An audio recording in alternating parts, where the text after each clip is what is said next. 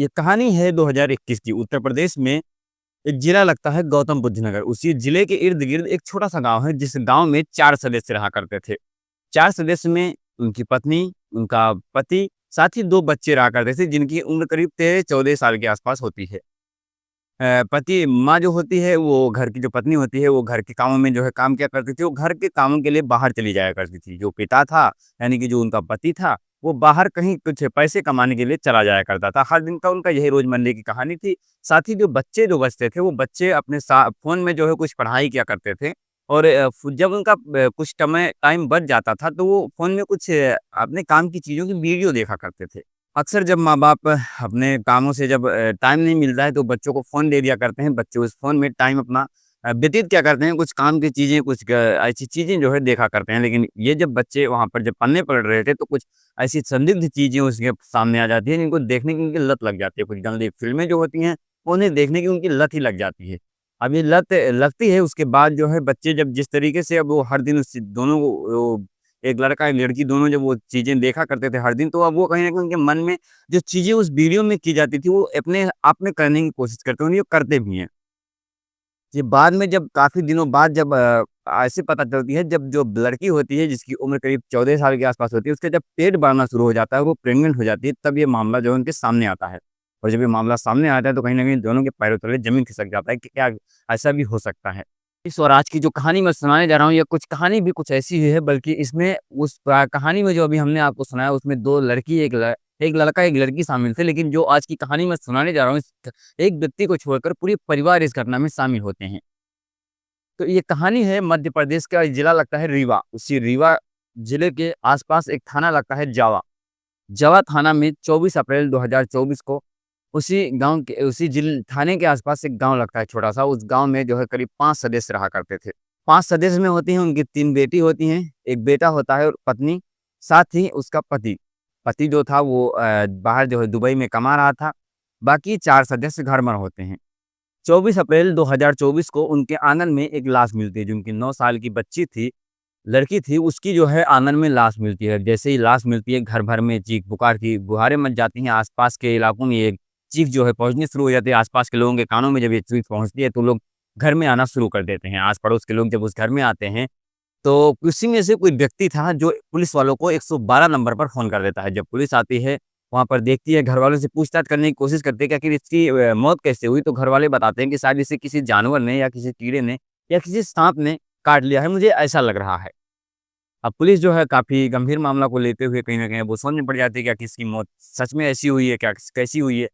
तो जो पुलिस थी, वो अब सोचती है कि चलो कोई बात नहीं है, पोस्टमार्टम करते हैं। पोस्टमार्टम के बाद तो असली जो मकसद असली जो इसका वजह है, वो पता ही चल जाएगा। पोस्टमार्टम ले जाया जाता है, पोस्टमार्टम होता है। पोस्टमार्टम में एक रिपोर्ट आती है, जिसमें बताया जाता है कि इस बच्ची का गला घोटने के साथ-साथ इसका रेप किया गया है। रेप के बाद इसकी हत्या कर दी गई है। अब पुलिस जैसे ही वापस इस चीज़ को जब पता चलती है, तो पुलिस तुरंत उस घर में वापस आती है और परिवार वालों से कड़ाई से पूछताछ करने की कोशिश करती है कि आखिर क्या यहाँ पर और कोई व्यक्ति आया था, या किसी ऐसा कोई व्यक्ति हो संदिग्ध जिसे आप ना जानते हो, आपके घर में आया हो, आस-पास आपके घर के आस-पास इर्द-गिर्द घूमा हो। तो जो परिवार के लोग थे, वो कहते हैं कि ऐसी कोई बात नहीं, हमने ऐसे किसी भी व्यक्ति को, संदिग्ध व्यक्ति को नहीं देखा, और ऐसा कोई हमारे घर में आता भी नहीं है। अब पुलिस का शक जो है कहीं न कहीं बढ़ना शुरू हो जाता है। पुलिस जो है आस-पास के करीब 50 सीसीटीवी कैमरेज़ खंगालने शुरू करती है। कैमरेज़ खंगाले जाते हैं, लेकिन उसके बाद भी पुलिस के हाथ कुछ लगता नहीं है।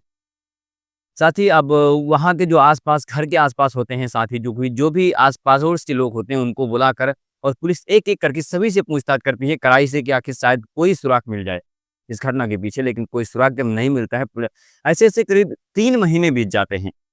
3 महीने के बाद पुलिस के हाथ एक सबूत लग ही जाती है। तो पुलिस जो है घर पर आती है, और उन्हीं से लगातार कहीं न कहीं पुलिस को जब शक होता है, तो लगातार उनसे कड़ाई से किसी भी तरीके से उनसे जो है पूछने की कोशिश करती है। तो पता चलता है कि जो भाई होता है उसका, वो करीब उसकी उम्र 14 साल के आस-पास होती है।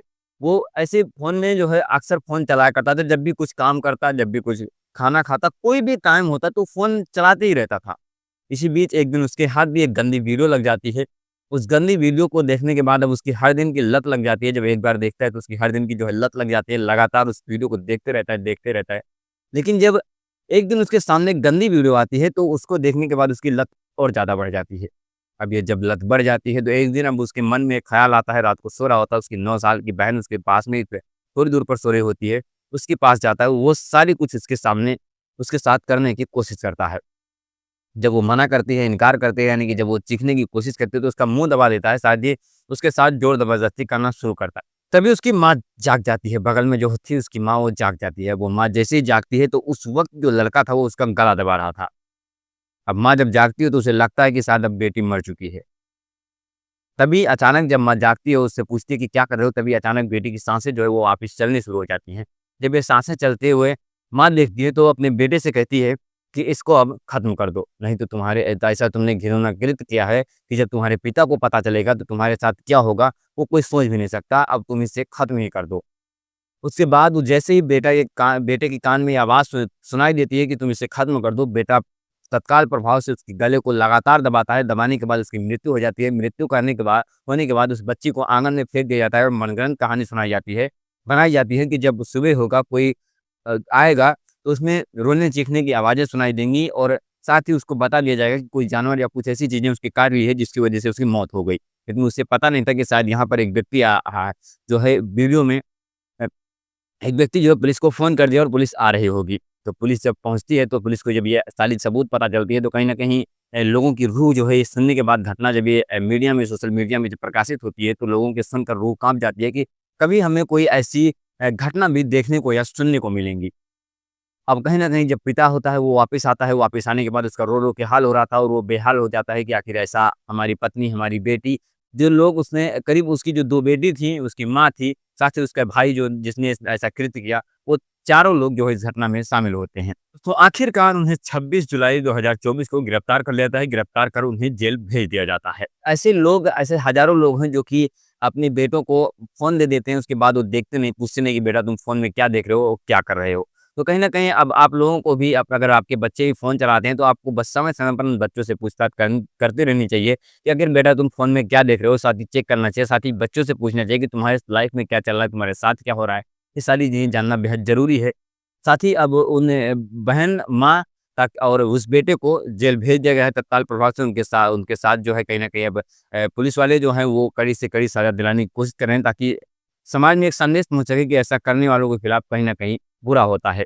बाकी इस कहानी को सुनाने का मकसद किसी का दिल दुखाना या किसी के मन को ठेस पहुँचाना नहीं, बाकी लोगों के अंदर एक जागरूकता फैलाने की कोशिश है। हमारी ये कोशिश कैसी लगी कमेंट करके ज़रूर से बताना। बाकी इस चैनल को सब्सक्राइब कर लेना ऐसे ही और चीज़ों को देखने के लिए, जानने के लिए, अपनी जागरूकता को बढ़ाने के लिए। तो चलिए मिलते हैं किसी नए वीडियो के साथ, तब तक के लिए जय हिंद, जय भारत।